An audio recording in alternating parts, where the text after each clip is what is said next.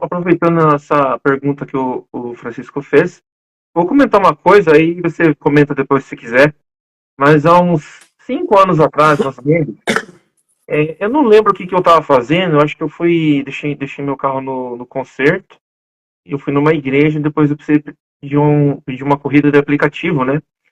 E nessa corrida, eu sempre converso, falo de Deus, da igreja e tal, tentando converter alguém ali, né? Naquela época, eu lembro que eu estava conversando com um rapaz que estava ali, estava na pandemia, estava com máscara e tal. Daí ele contando assim, ele contando que é casado, tem uma esposa, casou na igreja, tudo certinho, tem uma filha, né? E ele estava lutando com alguma coisa lá e tal, e daí eu perguntei o quê? Aí ele abriu o jogo, porque quando eu falei que eu era da igreja, da renovação carismática, tudo, ele sentiu confiança, né, para abrir o coração. E ele dizendo assim para mim, eu tô passando uma dificuldade muito grande, quero que você reze.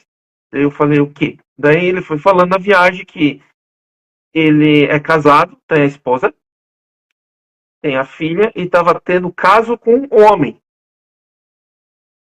Ou seja, ele estava vivendo um adultério, não com uma mulher, com um homem. E ele triste porque a mulher dele tinha recém tido o parto, a menina que ele tinha 5 meses de vida, e ele não sabia como falar para a mulher, e ele ficava se questionando como é que eu vou falar isso para minha filha. E ele já estava tendo casos, se relacionando com um homem, estando casado com essa mulher. Então eu gostaria que você comentasse isso, porque é uma luta, né, irmão? A gente não deve julgar, é uma luta da carne, mas o que você orientaria para aqueles que estão vivendo uma situação parecida com essa? Cara, o que eu mais recebo no direct é isso aí que você tá falando. Ah, Omar, eu tô com um problema. Eu sou casado, amo a minha esposa, mas eu gosto de transar com homem. Bom, aí nós vemos vários fatores que levam a isso. A primeira delas é a pornografia, vídeos pornográficos. A pessoa sempre vê vídeo pornográfico, só que uma hora, ela tá tão viciada na pornografia que aquilo ali já não vai mais sustentar. Então ela vai começar a ver vídeos de mulher com dois homens. Ela vai começar, olha, observar o corpo do homem, vai começar a gostar daquilo. Gente, tudo é uma questão de viciar, né? Eu fui convidado agora para vender o jogo do Tigrinho, cara. Você imagina eu, pregador da palavra, vendendo o jogo de Tigrinho na minha plataforma?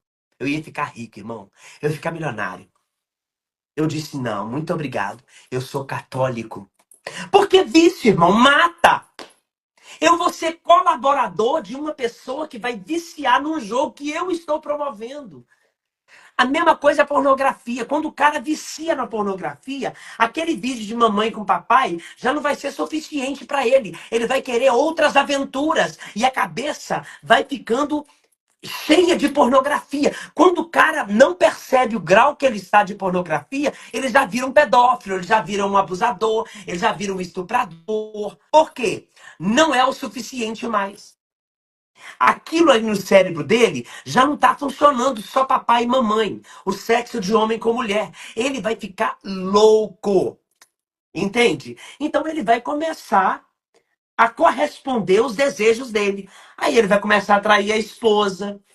Falei para um rapaz, um dia deu, mas eu estou muito triste. Marquei de conversar com ele pessoalmente. Quinta-feira, eu espero que ele vá. Não vou expor ele aqui, lógico. Ele é casado, tem um filho lindo, mas fica com outros caras. Eu falei pra ele, cara, por que você faz isso? É porque é gostoso. Pois é, mas nem tudo que é gostoso eu posso fazer, cara. Você acha que não é gostoso viajar? Não, eu tenho dinheiro pra viajar, irmão. É uma delícia comer certas coisas, eu não posso. É uma delícia, talvez, ter relação sexual, querido. Mas nem tudo aquilo que é gostoso é pra mim. Porque, veja, é começar a luta interior. E eu falo logo para essas pessoas: procure um profissional da psicologia, cristão. Não vai procurar psicólogo louco, não. Procura um psicólogo da igreja, católico, tem muitos. Procura uma ajuda é, é, é, psicológica, mas também procure um padre. Padre, o que eu devo fazer? Procure um diretor espiritual.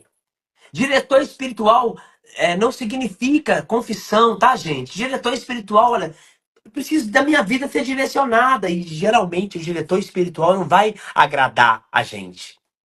Ele vai falar coisas que a gente não vai ficar feliz, mas que a gente precisa exercer. Então, é, a bissexualidade, né? A bissexualidade, ela precisa desenvolver a pessoa que é cristã, tá? Porque eu não tô nem aí pra pessoa que não tá na igreja, irmão, e que não quer viver com a cidade. O meu problema é com as pessoas que estão na igreja e dão contra-testemunho dentro da igreja.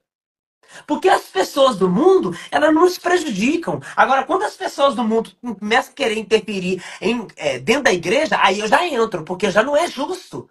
Você não tem nada a ver com a igreja católica, porque você não respeita os mandamentos dela. Então cai fora. Deixa a gente aqui resolver. Porque o que acontece? Quando o cara entende que ele é bissexual, ele pode fazer uma opção pela esposa. Ele pode abraçar seu casamento e ser fiel a ela. Assim como nós abraçamos o evangelho e lutamos para ser fiel todos os dias. Porque fidelidade é para todos nós. Todos nós somos chamados a viver esta graça.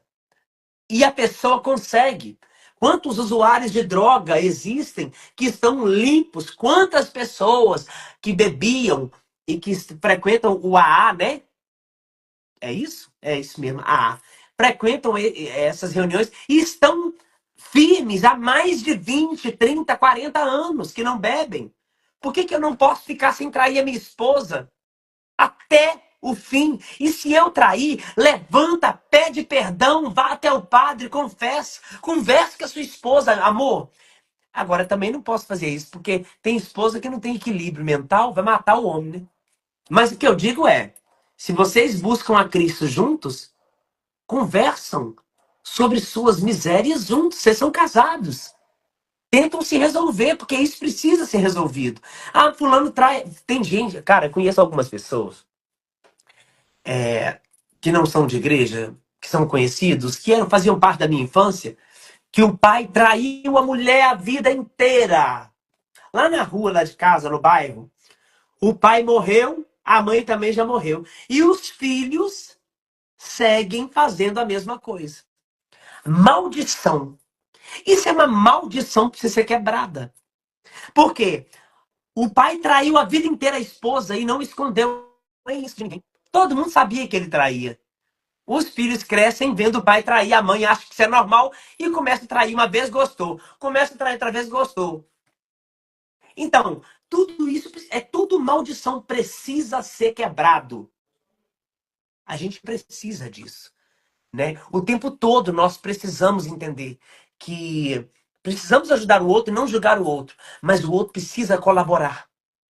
O outro precisa ter humildade de pedir ajuda. Ô, mas me ajuda, como esse cara aí que eu te falei agora, que tem um filhinho, fez. Ô, cara, me ajuda. Eu tô precisando de ajuda. Claro, eu me sacrifico, amigo. Eu vou aonde for preciso, mas eu te ajudo, tá? Eu te ajudo. Então, essa questão do homem trair a esposa com o homem está sendo muito comum, cara. Eu queria dizer para você que isso não é comum, mas isso é o que mais tem acontecido nos nossos tempos.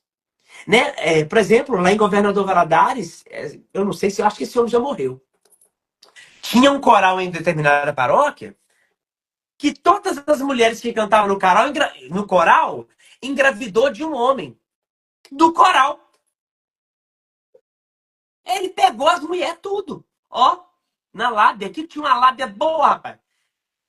Ele deve ter uns 4, 5 filhos com as mulheres do coral. O que acontece? É um desequilíbrio emocional. É um desequilíbrio espiritual. Tudo é um combo. Tá tudo junto ali que precisa ser bem tratado, organizado. Precisa-se de pedir ajuda. Me ajuda. Eu estou no vício da pornografia. Me ajuda. Aí a pessoa vai te ouvir. Mas infelizmente nem todos pedem ajuda porque acham que isso é normal.